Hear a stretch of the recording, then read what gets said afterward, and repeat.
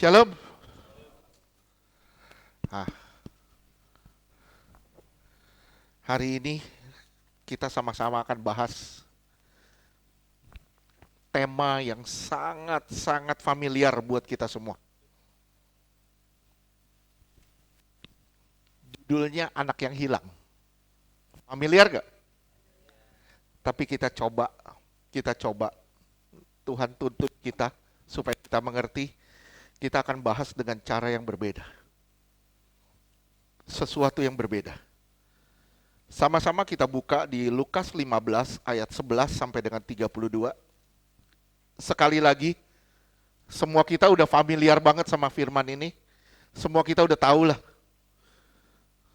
Maknanya apa? Saudara udah tahu. Oke.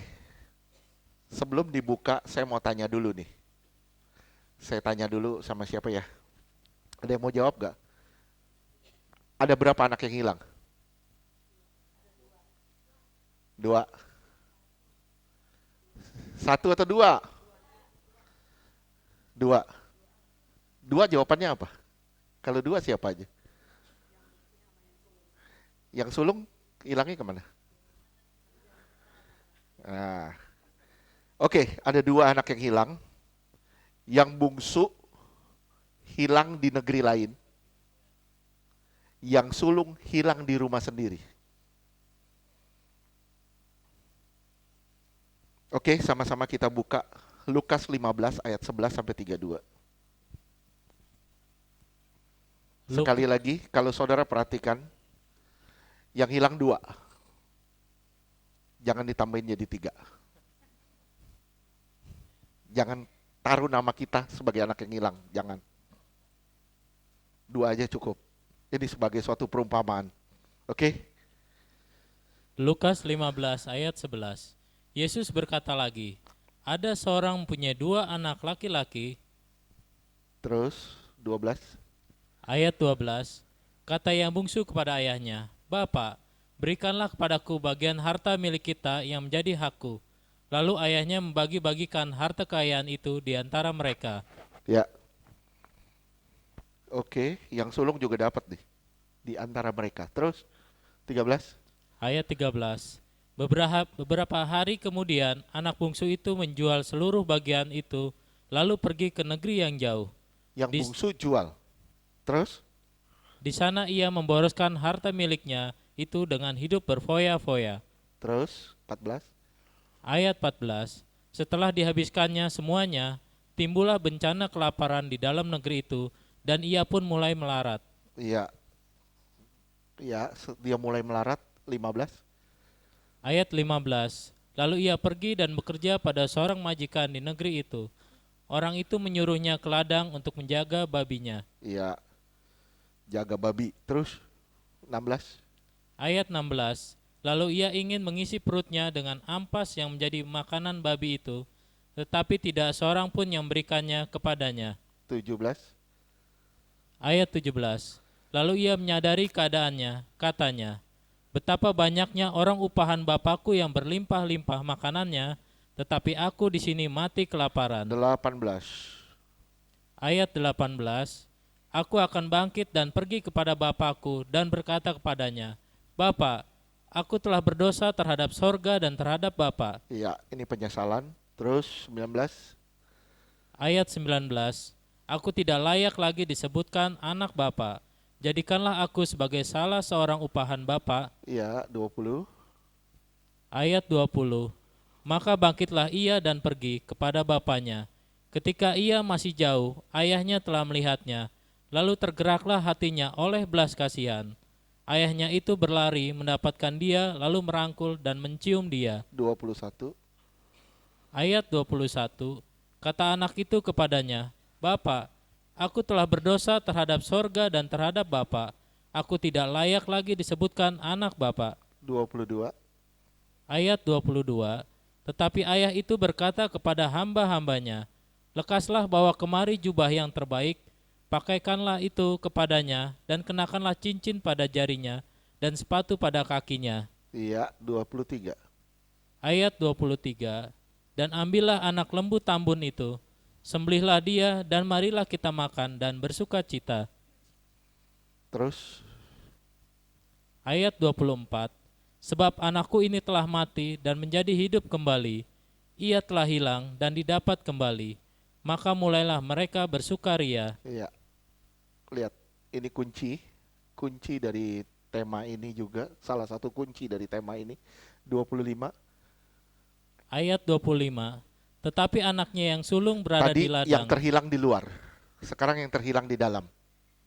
Terus, Tetapi anaknya yang sulung berada di ladang, dan ketika ia pulang dan dekat ke rumah, ia mendengar bunyi seruling dan nyanyian tari-tarian. iya, ada pesta besar di situ. Terus, 26. Ayat 26. Lalu ia memanggil salah seorang hamba dan bertanya kepadanya, apa arti semuanya itu? Iya, 27.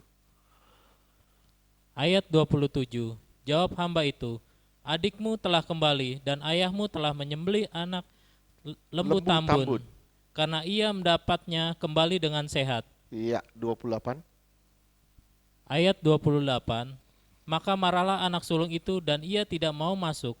Lalu ayahnya keluar dan berbicara dengan dia. Iya, 29. Ayat 29. Tetapi ia menjawab ayahnya, katanya, telah bertahun-tahun aku melayani Bapa Aku sudah ikut Bapak bertahun-tahun. Aku sudah melayani bertahun-tahun terus. dan belum pernah aku melanggar perintah Bapa, Sekalipun perintah Bapak tidak pernah kulanggar. Terus, tetapi kepadaku belum pernah Bapa memberikan seekor anak kambing untuk bersuka cita dengan sahabat-sahabatku. 30. Ayat 30. Tetapi baru saja datang anak bapa yang telah memboroskan harta kekayaan bapa bersama-sama dengan pelacur-pelacur, maka bapa menyembelih anak lembu tambun itu untuk dia. 31. Ayat 31. Kata ayahnya kepadanya, anakku, engkau selalu bersama-sama dengan aku, dan segala kepunyaanku adalah kepunyaanmu. 32. Ayat 32. Kita patut bersuka cita dan bergembira karena adikmu telah mati dan menjadi hidup kembali. Ia telah hilang dan didapat kembali. Oke, kita mundur beberapa ayat ke belakang. Ini ada satu tekanan yang menurut saya sangat mengganggu. Ayat 7, 15 ayat 7.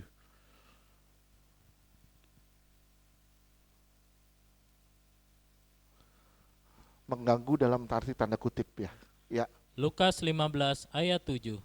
Aku berkata kepadamu, demikianlah juga ada sukacita di sorga, karena satu orang berdosa yang bertobat, lebih daripada sukacita karena 99 orang benar yang tidak memerlukan pertobatan. satu orang berdosa, sukacitanya di surga luar biasa. Tapi yang 99 sepertinya tidak diperhitungkan. Terus, saudara lihat, apakah kita harus berbuat dosa dulu agar surga bersorak-sorai? Enggak. Roma 5 ayat 20.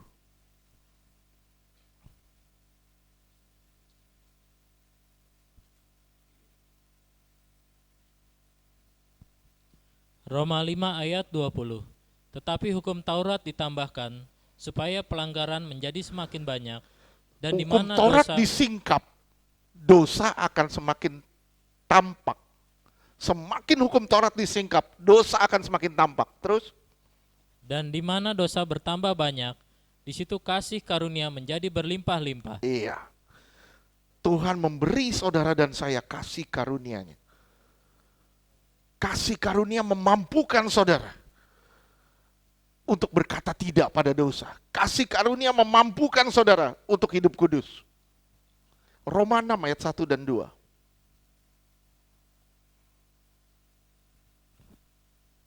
Roma 6 ayat 1. Jika demikian, apakah yang hendak kita katakan? Bolehkah kita bertekun dalam dosa? Boleh enggak kita bertekun dalam dosa? Terus, Supaya semakin bertambah kasih karunia itu. supaya kasih karunia tambah banyak. Terus, Roma 6 ayat 2. Sekali-kali tidak. sekali-kali tidak. Kita sudah mati. Terus, Bukankah kita telah mati bagi dosa? Bagaimanakah kita masih dapat hidup di dalamnya? Oke, kita sudah mati. Lewat kasih karunia kita sudah mati bagi dosa. Kita nggak boleh tekun di dalam dosa lagi. Kita tekun di dalam kebenaran. Saudaraku, cerita ini ditujukan untuk menyadarkan orang Farisi tentang arti anugerah, pertobatan, dan hidup baru. Sekali lagi saya ulang, cerita ini ditujukan untuk menyadarkan orang Farisi tentang arti anugerah, pertobatan, dan hidup baru. Tadi saudara sudah tahu, ada 2 anak yang hilang sebenarnya. 1 hilang di negeri jauh, si bungsu. 2 terhilang di rumah sendiri, si sulung. Saudara perhatikan, pola 2 anak ini mengingatkan saudara pada siapa? Pada siapa? Esau dan Yakob. Saudara perhatiin. Dua-dua sama-sama nih, sama-sama. Si sulung sama-sama senang di ladang atau di padang. Kejadian 25 ayat 27.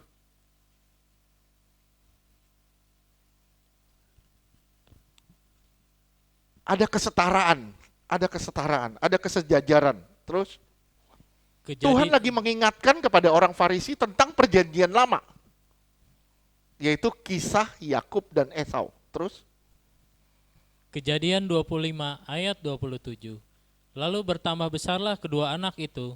Esau menjadi seorang yang pandai berburu, seorang yang suka tinggal di padang, tetapi Yakub adalah seorang yang tenang, yang suka tinggal di kemah. lihat, Lukas 15 ayat 25. Ini kesejajarannya.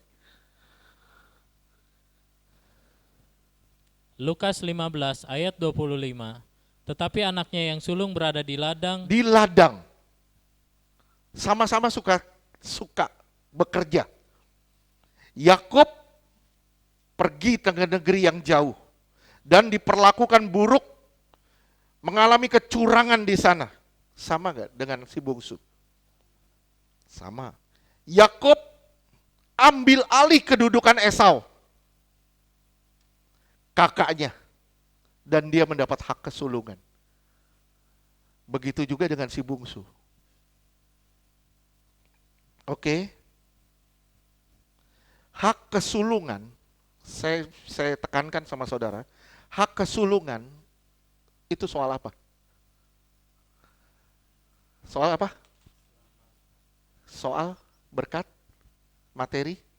Bukan. Hak kesulungan itu soal perkara-perkara rohani. Perkara-perkara rohani. Hak kesulungan bukan soal harta. Yakub peduli pada perkara-perkara rohani, sedangkan Esau mengesampingkan perkara rohani demi perkara-perkara duniawi.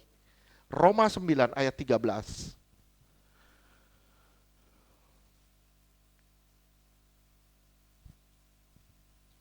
Roma 9 ayat 13. Seperti ada tertulis, aku mengasihi Yakub, tetapi membenci Esau. Kenapa Allah mengasihi Yakub dan membenci Esau? Kenapa? Karena Yakub sangat peduli pada perkara-perkara rohani. Tapi Esau mengesampingkan hak kesulungannya dan dia anggap tidak berarti, hanya seharga semangkok kacang merah. Ini bukan soal harta. Ini soal perkara rohani. Bagaimana dengan Daud dan Saul? Daud juga terbuang jauh.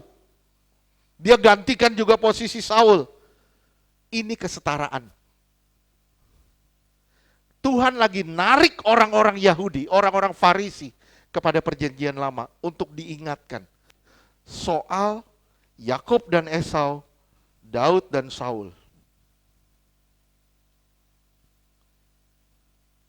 Apa sih dosa si bungsu? Tadi saudara udah baca sama-sama, apa sih dosa si bungsu? Apa? Ayo, apa dosa si bungsu? Hah? Hidup dalam kedagingan. Oke, tidak ada yang salah, tidak salah kok. Dosa si bungsu ingin berkat Tuhan. Dia mau ambil harta kan? Dia ingin berkat Tuhan, tapi tidak mau Tuhan. Ini dosa si bungsu. Dia ingin berkat, tapi tidak mau Tuhan. Dia ingin berkat dari bapaknya, tapi tidak mau bapak. Itulah pola orang yang ingin hidup dalam dosa. Orang yang selalu hidup dalam dosa pasti bergumul di sini, pasti bergelut di sini. Pingin diberkati, tapi nggak pingin relasi, nggak pingin hubungan dengan Bapa, nggak pingin adanya relasi atau kontak dengan Allah. Tapi pengen diberkati. Itu polanya. Saudara sadar nggak? Kalau saudara melakukan itu, saudara jauh dari Tuhan, saudara nggak mau cari Tuhan, tapi saudara mau diberkati, saudara tidak beda dengan si bungsu.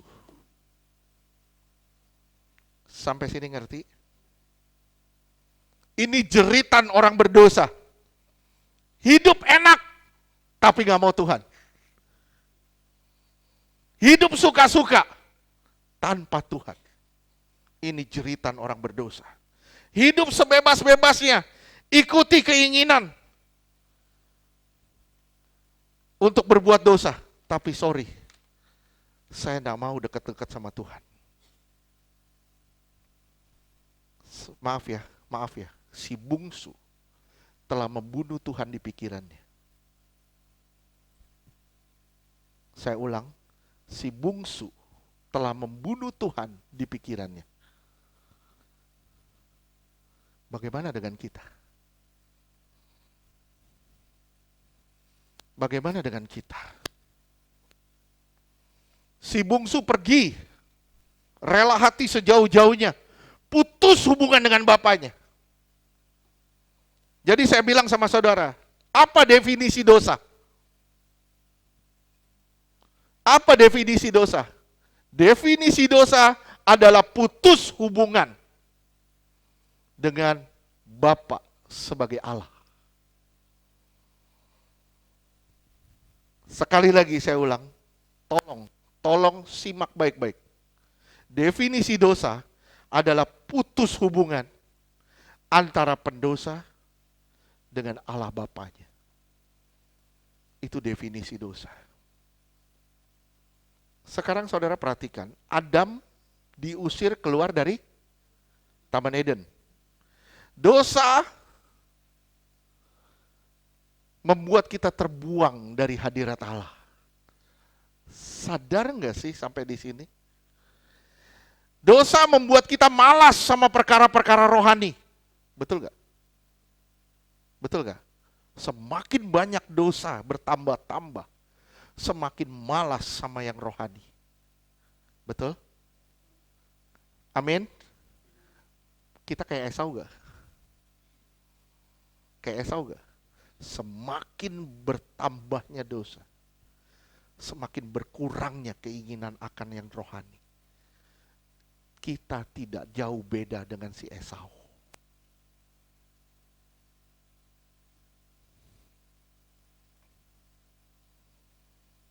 Manusia diciptakan untuk berrelasi,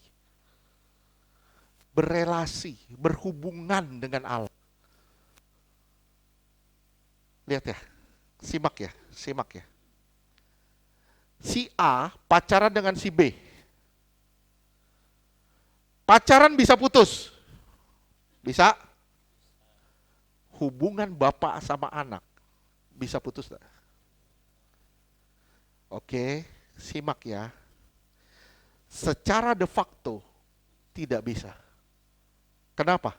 Ada darahnya bapaknya yang mengalir. Ada gen bapaknya yang mengalir. Tapi secara de jure, secara hukum bisa.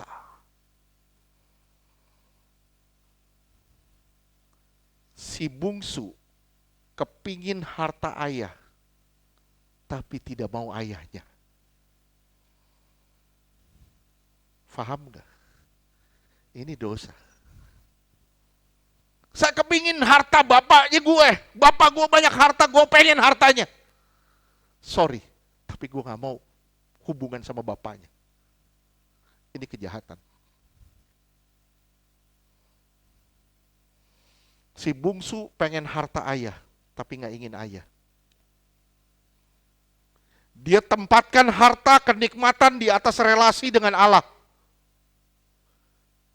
Si bungsu menempatkan hartanya, kenikmatannya di atas relasi dengan bapaknya. Bagaimana dengan kita? Ayo jujur aja. Bagaimana dengan kita? Apakah kita menempatkan harta, posisi, harga diri, jabatan di atas relasi kita dengan Allah? Apakah kita menempatkan kenikmatan kita, pergaulan kita, teman-teman kita, sosialita kita di atas relasi kita dengan Bapa?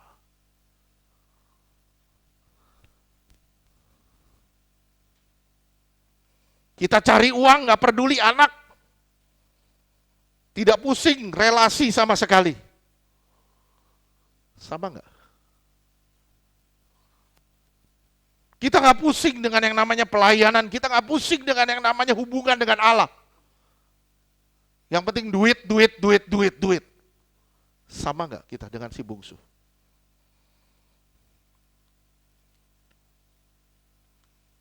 Banyak orang malas di rumah, kelayapan terus kemana-mana. Kayak Dora. Dora kalau ngomong apa? Kemanakah kita hari ini? Dora, kelayapan mulu. Gak pernah mau di rumah.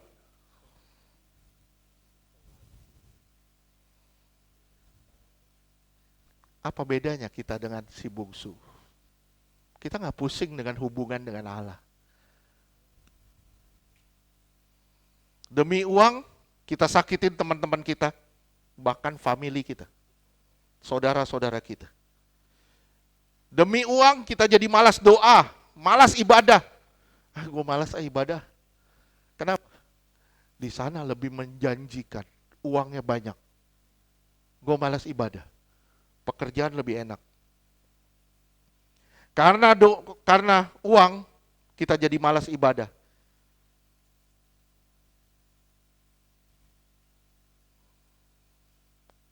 Apa perbedaan kita dengan si bungsu kalau gitu?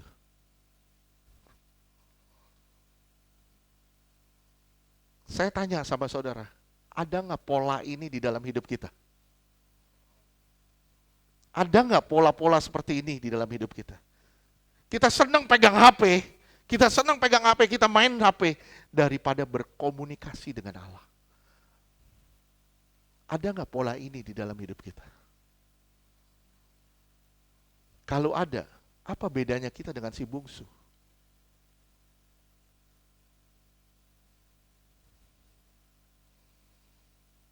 Pas mau mati, baru bilang, Tuhan, menyesal aku penting waktu itu ya Tuhan ya. Betapa berharganya waktu itu. Pas mau mati, baru nyesal. Coba lagi sehat, ada nggak pertobatan?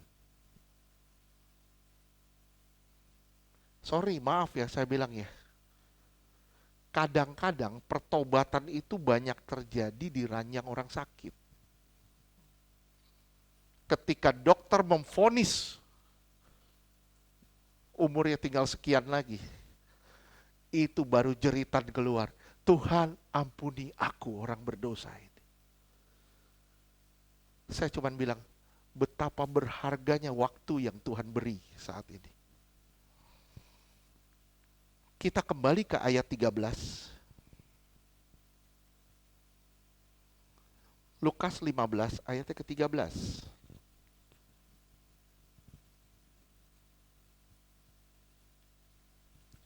Lukas 15 ayat 13. Beberapa hari kemudian anak bungsu itu menjual seluruh bagian itu, lalu pergi ke negeri yang jauh. Di sana ia memboroskan harta miliknya itu dengan hidup berfoya-foya. Perhatiin baik-baik.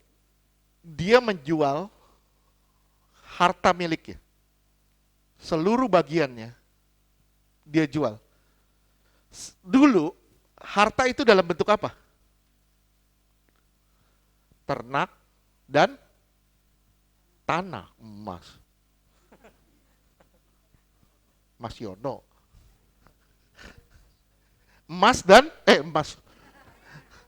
Ternak dan tanah. Perhatiin ya. Sedangkan ada tertulis di hukum Taurat, dibilang gini, tidak boleh menjual tanah kepada orang asing. Karena itu adalah warisan turun-temurun. Jadi kalau saya orang Yahudi, Ibu Wati orang Yahudi, Ibu Wati mau jual tanahnya ke saya, di zaman itu, saya bilang, gua kalau beli, gua melanggar hukum Taurat. Dan Ibu Wati melanggar hukum Taurat. Kenapa? Karena harta dalam bentuk tanah itu tidak bisa berpindah tangan. Karena itu adalah warisan turun-temurun yang diberikan Tuhan di tanah perjanjian. Jadi kesalahan si bungsu, dia jual tanah kepada orang asing, pasti bukan orang Yahudi. Kan tanah itu diwariskan turun-temurun. Jadi si bungsu jelas melanggar Taurat. Saya bilang sama saudara, dosa bukan hanya putus hubungan dengan Tuhan, tapi rusaknya gambar Allah di dalam kita. Rusaknya gambar Allah dalam diri kita.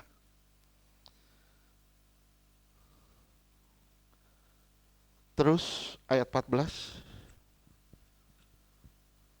dan 15.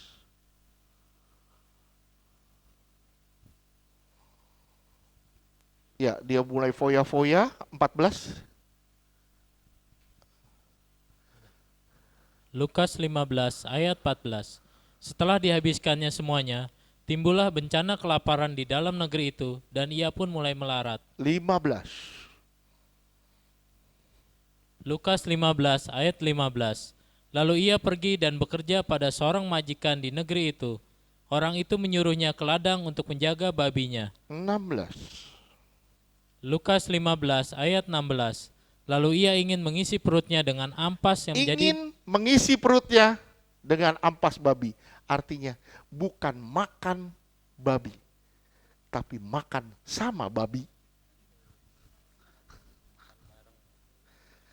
Kalau makan nasi campur babi, enak.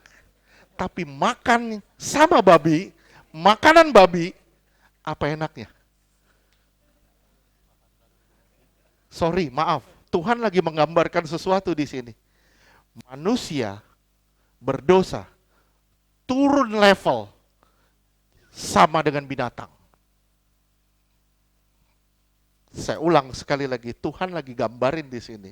Manusia mulia, turun level sama dengan binatang. Halo, serem nggak? Di sini dibilang makan sama babi, bukan makan babi. Jadi turun level ke level binatang. Tidak ada harga diri lagi. Dalam tradisi Yahudi, penjaga babi adalah pekerjaan paling hina karena babi dianggap najis. Si bungsu sedang menuai apa yang dia tabur. Saya ulang sekali lagi. Si bungsu sedang menuai apa yang dia sedang tabur. Apakah tidak ada hukum tabur tuai sampai hari ini? Ada. Jadi berhati-hatilah dalam melangkah dan berhati-hatilah dalam mengambil tindakan. Kenapa?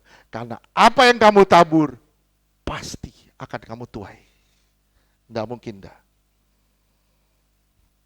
Di ayat 14 dan 15, ini satu pernyataan yang luar biasa menurut saya. Kalau saudara perhatikan benar-benar, ini menurut saya sangat luar biasa. 14 dan 15. Setelah dihabiskan semuanya, timbul bencana kelaparan di dalam negeri itu dan ia mulai melarat. Saya gambarkan gini, misalnya ini mangkok. Ini mangkok. Jika mangkok ini penuh, dia nggak bisa diisi lagi. Betul nggak?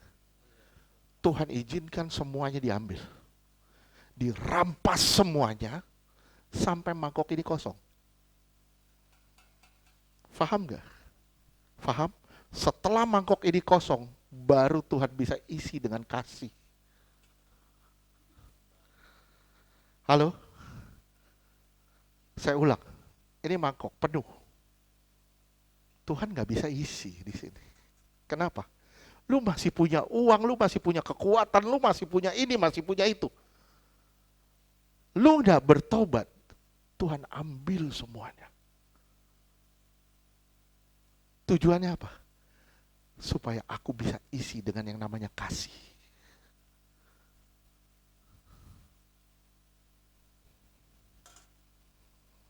Halo? Paham sampai sini? Mangkok perlu dikosongkan agar bisa diisi dengan kasih. Sekarang lihat Markus 5 ayat 25-26.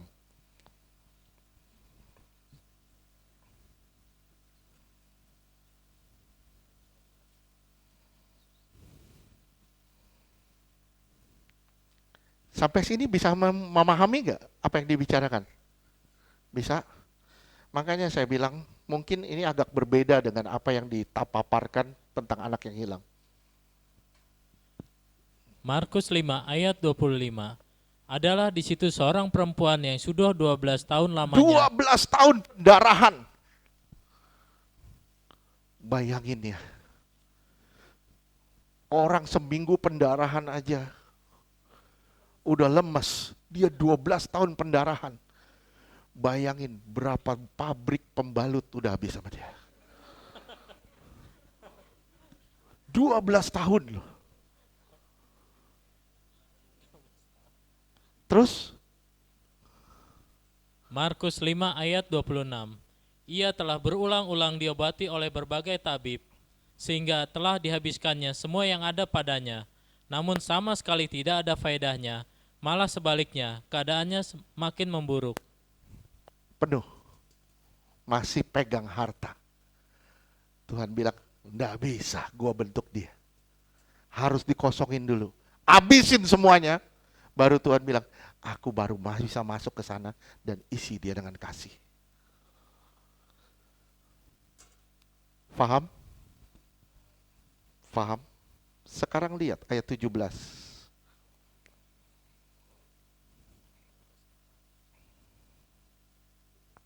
Lukas 15.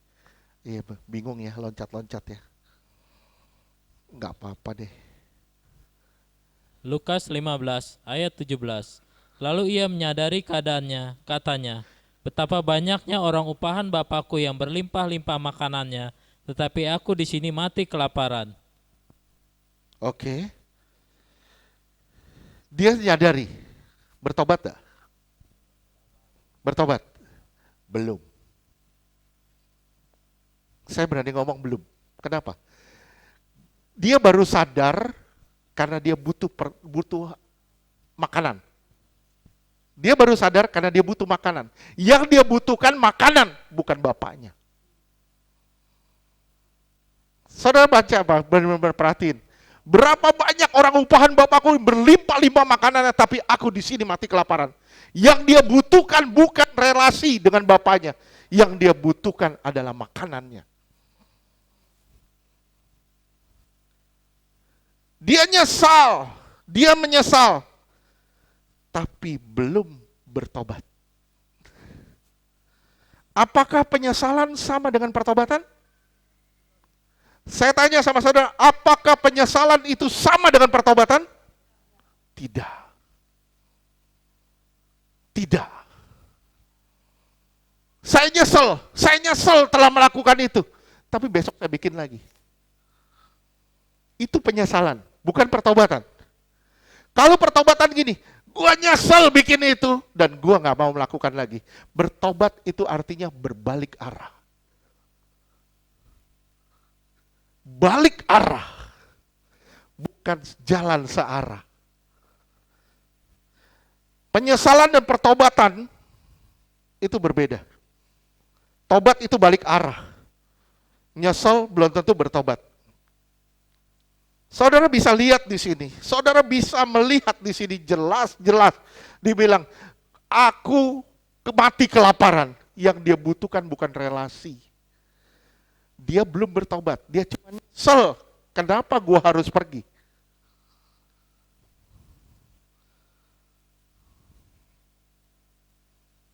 Sekarang saya mau bahas tentang anugerah.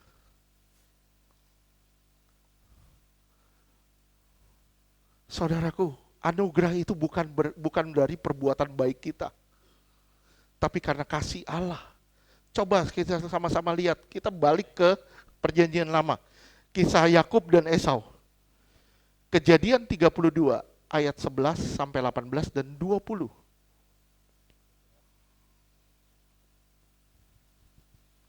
Kejadian 32 ayat 11. Lepaskanlah kiranya aku dari tangan kakakku, dari tangan Esau, sebab aku takut kepadanya. Jangan-jangan ia datang bunuh aku, juga ibu-ibu dengan anak-anaknya. Lihat ya, sampai dia Yakub bilang, aduh jangan sampai dia Esau membunuh aku. Bahkan sampai istri-istrinya dan anak-anaknya bunuh aku. Jadi dia takut, satu, dikeroyokin. Kalau zaman dulu ada HP pasti di shoot. Terus 12. Kejadian 32 ayat 12. Bukankah engkau telah berfirman, tentu aku akan berbuat baik kepadamu dan menjadikan keturunanmu sebagai pasir di laut yang karena banyaknya tidak dapat dihitung. Nah, Yakub bilang, aduh Tuhan, keturunanku kan seperti pasir di laut yang tidak dapat dihitung. Terus 13, dia mulai pakai firman Tuhan. Terus Kejadian 32 ayat 13. Lalu bermalamlah ia di sana pada malam itu. Kemudian diambilnyalah dari apa yang ada padanya suatu persembahan untuk Esau kakaknya. dilihat ya, dia persiapin semua yang baik-baik buat Esau. Semua harta-hartanya dia kasih buat Esau. Terus ini tanda hak kesulungan bukan bicara soal hal harta. Hak kesulungan bicara soal hal-hal rohani. Terus Kejadian 32 ayat 14. Yaitu 200 kambing betina. bisa bayangin ya, kalau sekarang mah tinggal transfer. Dulu bawa kambing 200, terus Dan betina 200, jantan 20. Lihat dibuka roknya satu-satu. Terus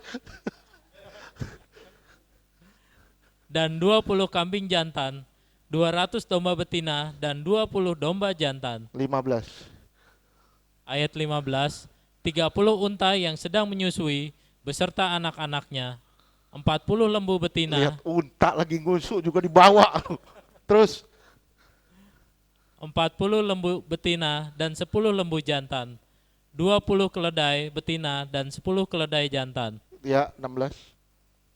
Ayat 16, diserahkannyalah semuanya itu kepada budak-budaknya untuk dijaga, tiap-tiap kumpulan tersendiri. Dan ia berkata kepada mereka, berjalanlah kamu lebih dahulu dan jagalah supaya ada jarak antara kumpulan yang satu dengan kumpulan yang 17. lain. Tapi dia tetap takut.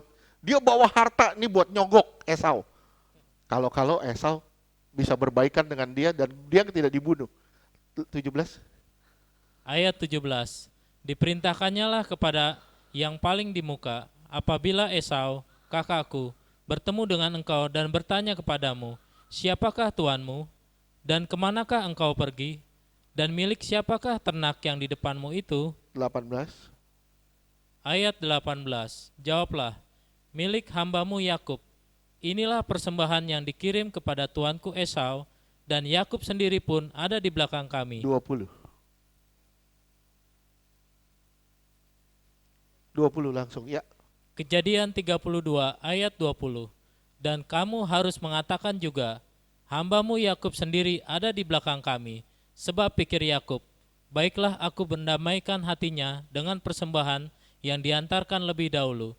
Kemudian barulah aku akan melihat mukanya.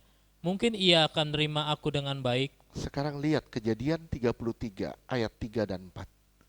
Yakob sudah mempersiapkan segala sesuatunya untuk berdamai dengan Esau. Terus ayat 3. Kejadian 33 ayat 3. Dan ia sendiri berjalan di depan mereka. Lihat, Yakob sujud sampai ke tanah 7 kali. Terus. Dan ia sujud sampai ke tanah 7 kali, hingga ia sampai ke dekat kakaknya itu. Ayat 4. Ayat 4. Lihat, Tetapi ini yang namanya anugerah. Anugerah itu tidak bisa dibayar dengan harta. Bisa mengerti nggak kisah ini? Dia mau baikan sama Esau. Saya bilang gini, anggaplah Esau ini Bapa di surga. Yakob ini kita. Kita berusaha berbaikan dengan Allah dengan cara memberi persembahan, melakukan semua yang baik, perbuatan-perbuatan baik. Tapi lihat di situ, Esau nggak peduli dengan hartanya. Dia langsung samperin Yakob, dia langsung peluk, dia langsung cium Yakob. Ini yang namanya anugerah.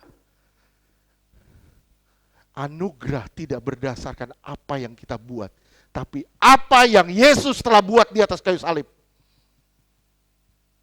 Inilah anugerah.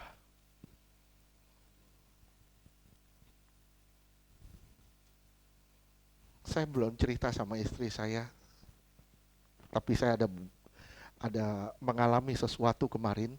Kemarin saya berjumpa dengan Tuhan pagi-pagi. Saya berjumpa sama Tuhan, saya lihat mukanya terang. Saya langsung berusaha memeluk dia.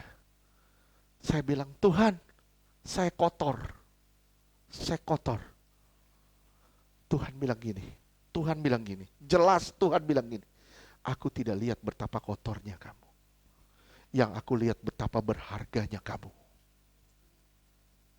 Tuhan gak lihat betapa kotornya kita, tapi betapa berharganya kita. Ini yang namanya anugerah. Masih mau gak nyakitin hati Tuhan dengan cara begini? Dari pihak kita, butuh kerendahan hati. Sadari keadaan sampai kita merasa totally helpless. Tidak ada pertolongan lain selain dari Tuhan. Artinya sadari betapa kita membutuhkan Dia. Sadari betapa saudara dan saya membutuhkan Tuhan. Ayat 20. 15 ayat 20. Nggak apa-apa ya, kelewatan nggak apa-apa ya. Kalau lapar, mau keluar, mau nyemil-nyemil silakan. Tanggung, kita mesti selesaiin ini. Karena ini penting sekali. Saudara melihat anak yang hilang dari perspektif yang berbeda. Ayat 20. Lukas 15 ayat 20. Maka bangkitlah ia dan pergi kepada bapaknya. Ketika ia masih jauh, ayahnya telah melihatnya, lalu tergeraklah hatinya oleh belas kasihan. Ayahnya itu berlari mendapatkan dia, lalu merangkul dan mencium dia. Sama gak kayak Esau? Ini yang namanya anugerah. Bisa bayangin orang zaman dulu pakai baju daster, seperti daster, betul ya? Nggak pakai celana panjang seperti gini. Pasti begitu dia mau lari, dia ngelihat base datang, dia langsung angkat roknya. Dia lari nyamperin base. Itu anugerah.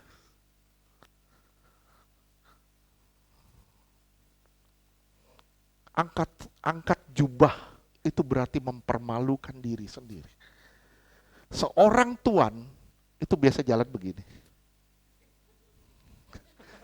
Ini banyak. Itu tuan, jalannya begini. Tapi ini enggak, dia tuan. Tapi dia angkat jubahnya, dia lari samperin. Bukankah ini suatu hal yang hebat yang kita alami? Masih mau gak kita nyakitin dia dengan cara apapun? Wih, luar biasa loh. Begitu senangnya dia lihat kita. Yang berdosa mau bertobat. bukan sekedar menyesal. Itulah cinta kasih namanya. Itu cinta kasih namanya. Wih, luar biasa loh. Coba saudara bayangin kalau saudara ntar pakai daster di rumah, Pak Yogo pakai daster di rumah. Prengki pulang, Pak Yogo angkat. Jangan tinggi-tinggi, Pak. Angkat, langsung lari peluk Pak Prengki misal. Aduh, saya bilang ini satu kisah yang luar biasa. Ini satu kisah yang luar biasa. Coba lihat ayat 21. Lukas 15 ayat 21. Kata anak itu kepadanya, "Bapak, aku telah berdosa terhadap sorga dan terhadap Bapak." Relasi, dia mulai menyadari ini yang namanya pertobatan. Dulu dia bilang, aku mau kembali ke rumah Bapak karena banyak makanan. Itu penyesalan. Sekarang dia masuk pertobatan karena dia mengalami kasih Bapak. Bapaknya sendiri datang nyamperin dia, cium dia. Baru dia bilang, aku sudah berdosa kepada Bapa dan surga. Aku tidak layak disebut anak. Si bungsu bertobat karena begitu besar kasih Allah. Keselamatan bukan tentang apa yang kita lakukan, tapi tentang apa yang Yesus telah lakukan.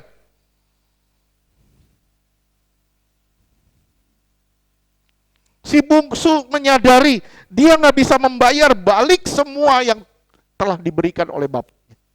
Nggak bisa bayar. Ayat 22. Lukas 15 ayat 22. Tetapi ayah itu berkata kepada hamba-hambanya, "Lekaslah bawa kemari jubah yang terbaik, pakaikanlah itu kepadanya dan kenakanlah cincin pada jarinya dan sepatu pada kakinya." Lihat ya, keselamatan itu menerima kasih itu Allah. Diubahkan oleh kasih Allah. Sampai saudara dapat otoritas lewat kasih Allah. Dan saudara mengalami kemuliaan dalam kasih Allah. Dimulai dengan kasih. Dan diakhiri dengan kasih. Dia beri status kita sebagai anak. Asal saudara dan saya mau bertobat, bangun relasi lagi dengan Tuhan, saudara akan menjadi pewaris bersama dengan Kristus. Saya ulang, saudara bangun relasi lagi dengan Tuhan, saudara akan menjadi pewaris bersama dengan Kristus. Sekarang lihat di ayat 24 dan 30. Ini bicara soal anugerah, ini bicara soal dosa. Apa itu dosa? Tadi kita udah bahas. Kita sudah bahas mengenai anugerah. Sekarang kita bahas mengenai satu lagi di sini. Ayat 24 dan 30. Lukas 15 ayat 24. Sebab anakku ini telah mati dan menjadi hidup kembali. Ia telah hilang dan didapat kembali. Maka mulailah mereka bersukaria. 30. Ada dua kali kata yang mati sudah hidup kembali. Betul gak? Ayat 30. Lukas 15 ayat 30. Tetapi baru saja datang anak bapa yang telah memboroskan harta kekayaan. 31. Lukas 15 ayat 31. Kata ayahnya kepadanya, "Anakku." Oh sorry. 30. 32 salah, kelewatan. Lukas 15 ayat 32. Kita patut bersuka cita dan bergembira karena adikmu telah mati dan menjadi hidup kembali. Ia telah hilang dan didapat kembali. Lihat ya, hebat gak? Ini bicara soal apa? Manusia baru. Manusia baru. Artinya apa? Berpisah dengan masa lalu.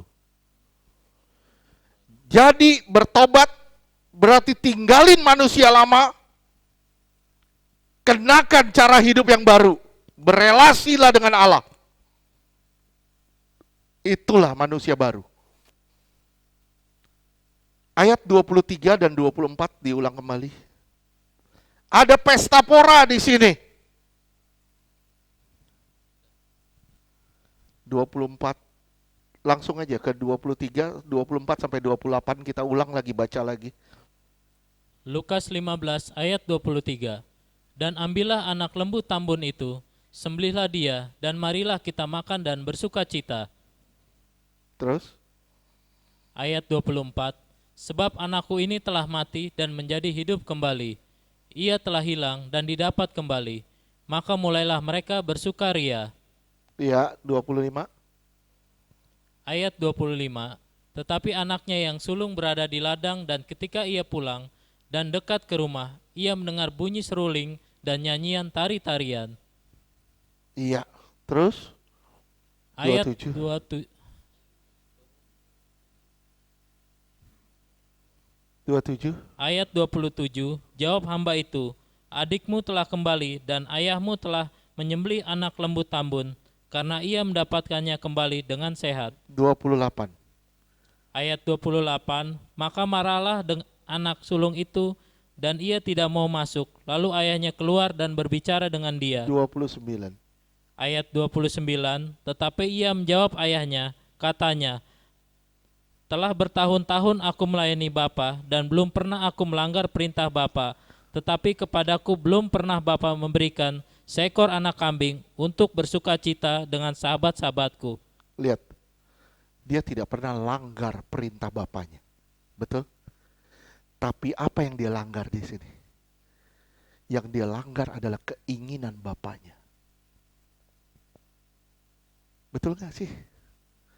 Dia nggak langgar perintah loh. Dia langgar keinginan. Keinginan bapaknya apa? Udah lu bersuka cita aja sama gue. Itu keinginan bapak kita, bersuka cita bersama dia. Kita kadang nggak melanggar perintah Bapa, tapi kita nggak bisa bersuka cita dengan keadaan kita. Kita sering melanggar keinginan Bapa. Apa keinginan Bapa? Bersuka cita. Kita kadang kayak si sulung loh, rasa diri benar, malah menghakimi orang-orang yang berdosa dengan alasan apa? Karena saya mengasihimu. Kita hakimin orang lain. Sorry, maaf. Kasih dan penghakiman bertolak belakang. Kasih dan penghakiman bertolak belakang. Penghakiman itu keinginan kita. Kasih itu keinginan Allah. Saya ulang. Penghakiman itu keinginan kita. Saya mau kamu begini, saya mau kamu begini, saya mau kamu begini, saya mau kamu begini. Tapi kalau kasih itu keinginan Bapa. Bapa maunya apa? Allah maunya apa? Saya ulang sekali lagi sama saudara. Saudara pasti masih ingat 1 Korintus 13 ayat 4 sampai 7.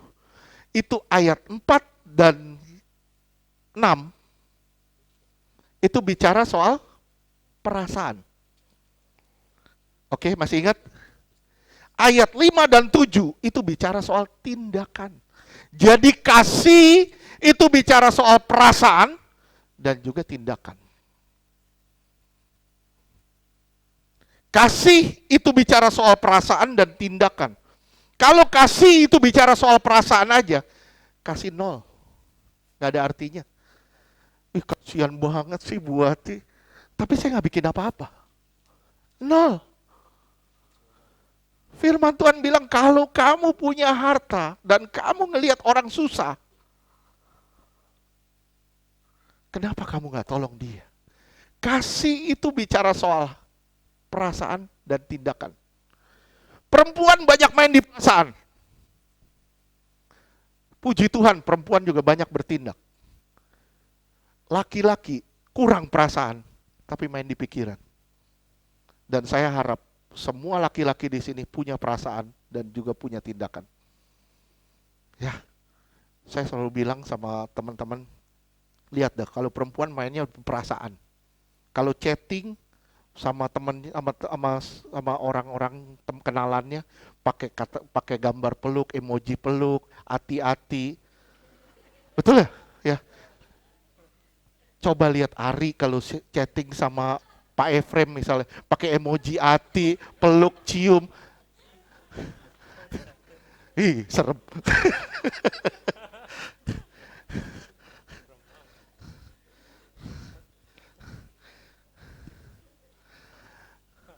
Bisa ngerti gak sampai sini? Kasih itu soal perasaan dan juga tindakan. Kita bisa hafal Alkitab, tapi kalau hati kita nggak ingin Tuhan, kita sama kayak si sulung. Kita bisa hafal seluruh Alkitab, tapi kalau hati kita tidak mengetahui keinginan Tuhan, kita sama kayak si sulung. Dia marah kepada Bapak karena si dosa dapat jubah, dapat makanan, dapat pesta.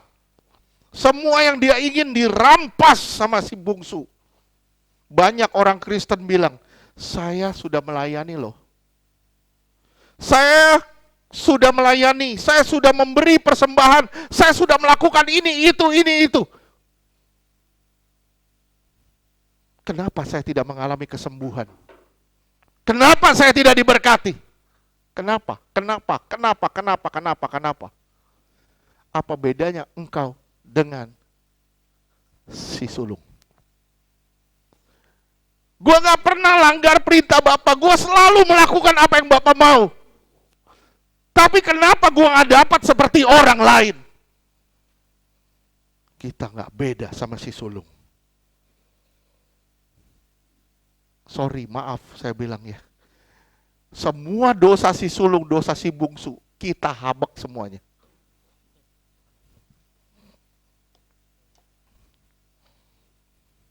Saya belum pernah langgar perintah Tuhan. Saya rasa Tuhan gak adil. Tuhan dia patut dihukum Tuhan. Saya rajin doa loh. Rajin puasa loh, rajin perpuluhan, rajin pelayanan. Saya ingin berkat. Tapi saya tidak mau Bapak. Saya tidak mau hubungan. Semua nampaknya keterpaksaan. Akhirnya pelayanan jadi terpaksa. Ibadah jadi terpaksa. Semua jadi terpaksa. Si sulung ada sama Tuhan, tapi tidak bisa bersuka cita bersama dengan Tuhan. Komplain mulu dalam hidup ini. Saya bilang, sorry maaf ya. Si sulung punya mental budak. Dia bukan punya mental bangsawan. Orang yang selalu komplain karena dia telah melakukan ini, itu buat Tuhan. Orang itu punya mental budak. Bisa paham gak sih? Saya ulang, orang yang komplain, saya sudah bikin ini, tapi kenapa saya tidak diberkati? Kenapa saya tidak dihargai? Itu mental budak. Taunya kerja harus dibayar. Mental anak itu lain. Tuhan telah melakukan segalanya. Bapak sudah melakukan segalanya buat saya. Saya mengerjakan apa yang harus saya kerjakan.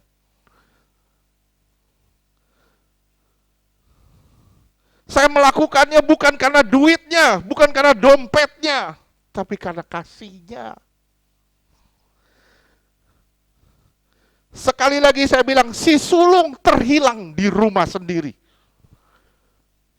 Si sulung enggan pesta, bukan karena dosa.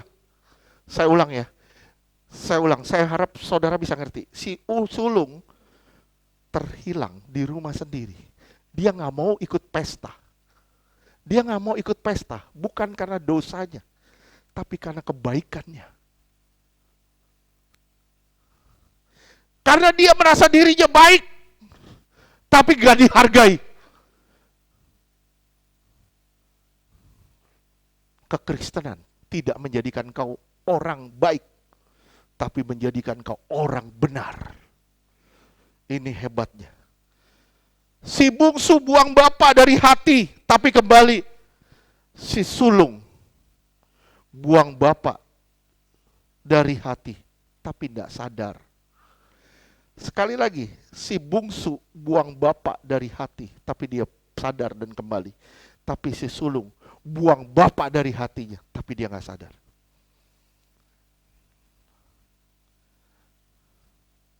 Sekarang saya tanya sama saudara, posisi kita yang mana? Karena begitu banyak keinginan kita yang tidak terpenuhi. Saudara simak, kita harus bertobat dari dosa-dosa perbuatan, dosa rasa benar, sikap hati yang salah. Kita terus menghakimi orang lain. Dan seakan-akan, lu udah beres, hanya gue yang beres. Ingat waktu saya dibawa ke neraka, Tuhan bilang apa? Dosa itu bukan setumpuk perbuatan baik. Dosa itu bukan setumpuk perbuatan jahat yang bisa diselesaikan dengan setumpuk perbuatan baik. Dosa itu adalah kejahatan yang harus diselesaikan hanya oleh darah Yesus. Tidak ada yang lain. Dengan bertobat, kembali kepada kasih Allah. Saudara simak ya, simak baik-baik. Domba hilang, gembala cari. Dirham hilang, pemiliknya cari.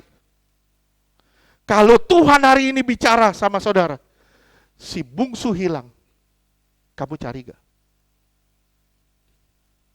Sebagai anak sulung, apakah kau mencari orang-orang terhilang di kiri kananmu? Saya ulang sekali lagi, domba hilang, gembala cari. Dirham hilang, pemilik cari.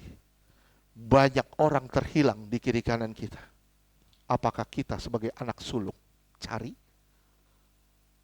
Bagaimana kita, banyak orang di sekitar kita, cari gak? Hidup kita aja gak jadi berkat kok buat orang.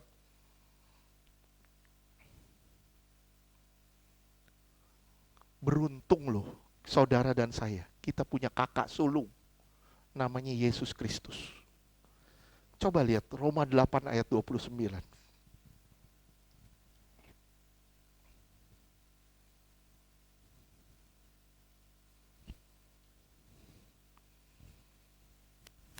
Nggak apa-apa ya, agak panjang, sedikit lebih panjang. Supaya saudara mendapatkan intisarinya. Ya. Roma 8 ayat 29. Sebab semua orang yang dipilihnya dari semula, mereka juga ditentukannya dari semula untuk menjadi serupa dengan gambaran anaknya, supaya ia, anaknya itu, Yesus, menjadi yang sulung di antara banyak saudara. Dia kakak sulung kita yang selalu mencari kita. Saya ulang sekali lagi. Dia kakak sulung kita yang selalu mencari kita. Apakah saudara juga mencari orang-orang terhilang di kiri kanan saudara? Orang Kristen bukan hanya diampuni, tapi juga diundang setiap hari untuk pesta. Saudara cukup bangun relasi dengan Tuhan, bersuka cita setiap hari. Apapun keadaanmu hari ini. Saya terenyuh dengan satu perkataan dari seorang hamba Tuhan. Ini pakai bahasa Inggris, tapi saya nggak ngomongnya pakai bahasa Inggris. Dia bilang gini, jika aku pergi ke surga dan aku tidak mendapati Kristus di sana, aku akan keluar dari surga cepat-cepat. Kenapa? Karena itu bukan surga.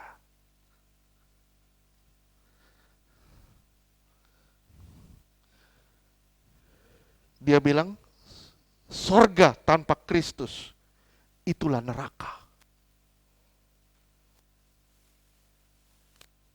Wih, luar biasa loh. Hancur kita loh. Sorga tanpa Kristus itu neraka. Jika aku pergi ke sorga dan aku tidak mendapati Kristus di sana, aku cepat-cepat keluar. Kenapa? Karena sorga tanpa Kristus itulah neraka.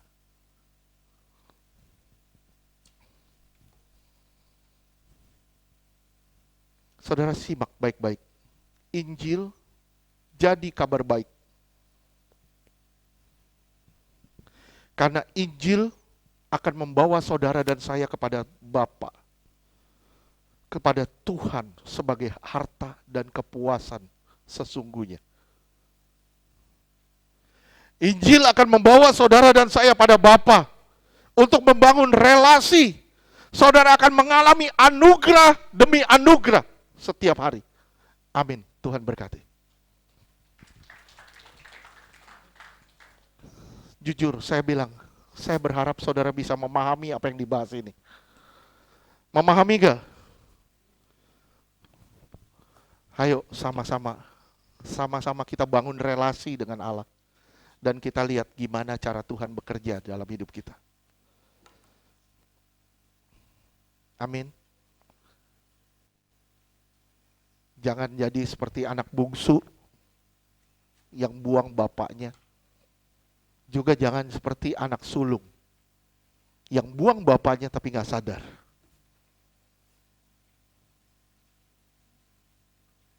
Ingat, kita punya kakak sulung yang selalu mencari kita setiap saat.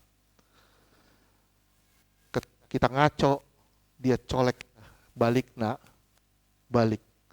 Dia mungkin manggil kita, balik dede. Karena dia kakak kita. Oke. Amin.